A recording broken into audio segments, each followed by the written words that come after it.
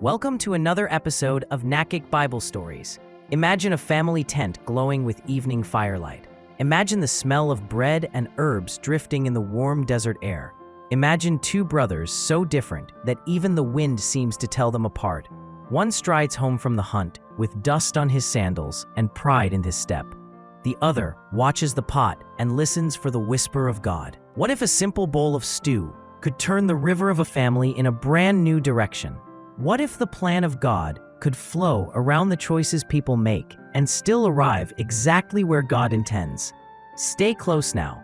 You are about to discover how the blessing of God goes to the one He chooses and how that truth can steady your heart today. Let us begin at the beginning. Isaac marries Rebekah, and for a time there are no children. Isaac prays because he believes that God listens. God answers, and Rebekah becomes pregnant with twins.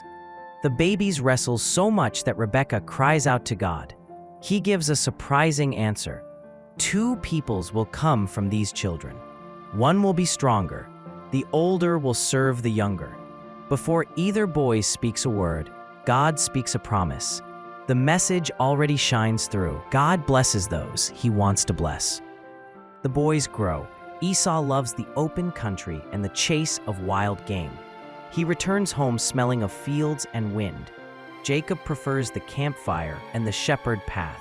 He listens more than he speaks. Their parents love them both.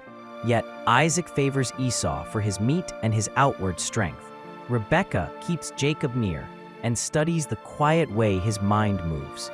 The seed of favoritism is planted, and if left to grow, it can turn a family into a tug-of-war. One hot afternoon, Jacob cooks a pot of lentil stew.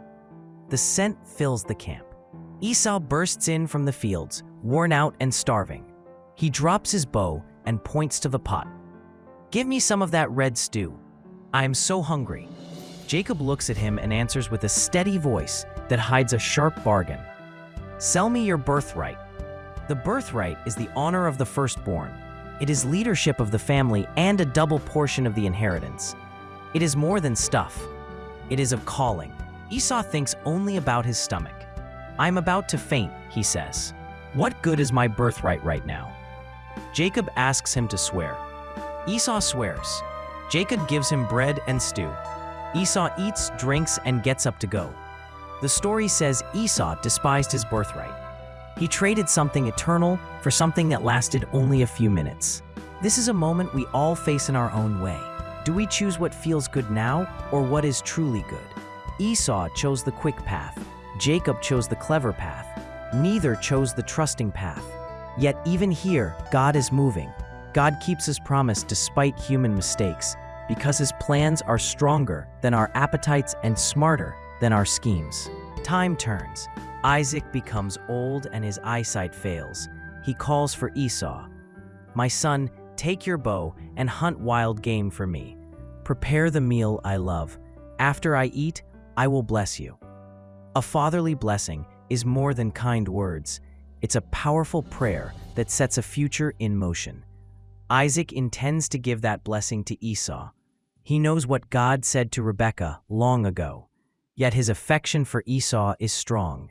He moves toward his favorite son. Rebekah hears. Her heart remembers the promise of God. The older will serve the younger. She calls Jacob. "Go to the flock. Bring 2 young goats. I will make a meal your father loves. You will take it to him. He will bless you." Jacob hesitates. "My brother is hairy and my skin is smooth. If father touches me, he will discover the truth, and I will be cursed." Rebekah answers with firm courage. "Do as I say." She believes she is helping the promise along. She does not pause to ask if God needs her trick to keep His word. Jacob carries the food to his father. The air is thick with the smell of roasted meat and herbs. His steps are careful, and his heart beats fast. He enters the tent. Isaac sits with dim eyes. Jacob stands before him, holding the dish and bread. The same blue tunic shows beneath Esau's cloak. "Who are you, my son?" asks Isaac. Jacob answers, "I am Esau, your firstborn. Sit and eat and bless me." Isaac frowns.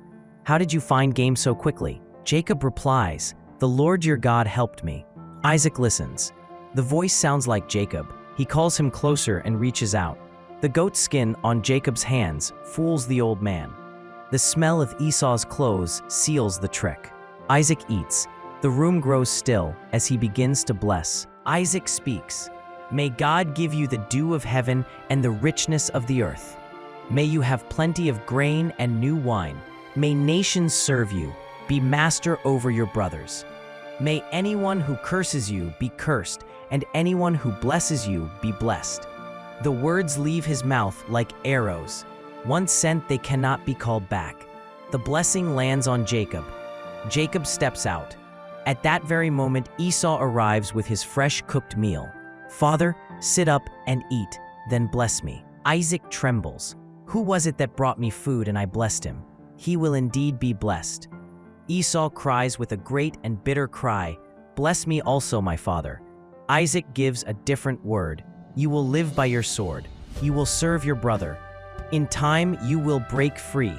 Esau's tears are hot and his anger grows like a storm over dry land. Esau plans to kill Jacob when the days of mourning for their father arrive.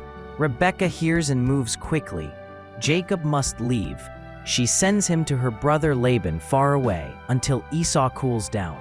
She also speaks with Isaac, who then sends Jacob off with a prayer for safety and a hope for a good wife among their relatives.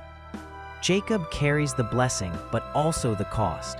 He walks alone with a mix of triumph and worry. Was there another way? Could he have waited and trusted? God will meet him on this journey. God will teach him through dreams and through struggle. The blessing is not a trophy to wave in the air. The blessing is a calling that shapes a life. Pause a moment now and hold the two brothers in your mind. With Esau, we learn that despising what God gives is dangerous. With Jacob, we learn that grabbing what God promises in the wrong way can wound a family. But above and beyond both brothers, we learn that God keeps his word. The older will serve the younger. God declared it, and in his time, he brought it to pass. The message is steady and sure. God blesses those he wants to bless. Let us bring this story home to our hearts. Maybe you face a choice that shines like Esau's bowl of red stew. It smells good, it looks easy, it promises quick comfort. Ask yourself what precious thing might be traded away if you choose only what feels good right now. Your honesty, your trust, your future, your birthright is the set of gifts and purposes God has put in you. Guard it, treasure it, feed it with wise choices. Maybe you are more like Jacob. You believe God has called you, but you are tempted to speed things up with a trick or a shortcut. Remember that God does not need lies to keep his promises. He asks for patience. He asks for truth. He asks for courage. Wait for his time. When you stumble, run to him. He can take even our tangled plans and weave them into his design. Though our story today pauses with Jacob on the road and Esau at the camp, the promise continues. From Jacob will come a nation. From that nation will come the Savior. The blessing given to one man is meant to flow outward to many. That is always the heart of God. He blesses so that we can become a blessing to others. Now listen to a final invitation. Walk with God long enough that your choices grow slow and wise. When hunger shouts, remember Esau and hold on to what matters most. When fear whispers, hurry up, remember Jacob and hold on to the truth. When life feels uncertain, remember Rebekah and Isaac and the God who kept his word through their weaknesses. The blessing of God has a destination, and it always arrives. When he chooses to bless, nothing can block his hand. When he chooses a person for a task, he also shapes that person for the journey. Trust him. He knows exactly what he's doing with you. Let us look at what you have learned today. You learned that Esau gave away his birthright for a bowl of stew. He traded lasting honor for a quick meal and showed that he did not value what God had given. You learned that Jacob received the firstborn blessing, even though Esau was the older brother. God had already spoken that the older would serve the younger, and he fulfilled his promise. The core message was, God blesses those he wants to bless. Treasure the gifts and purposes God places in your life. Choose long-term wisdom over short-term comfort. Trust God's timing. Speak truth, and believe that his promises are stronger than your mistakes. Thanks for joining us on this episode of NACIC Bible Stories. We'll see you next time with more stories that bring the Bible to life, just for you. Till we meet again, stay safe and be blessed.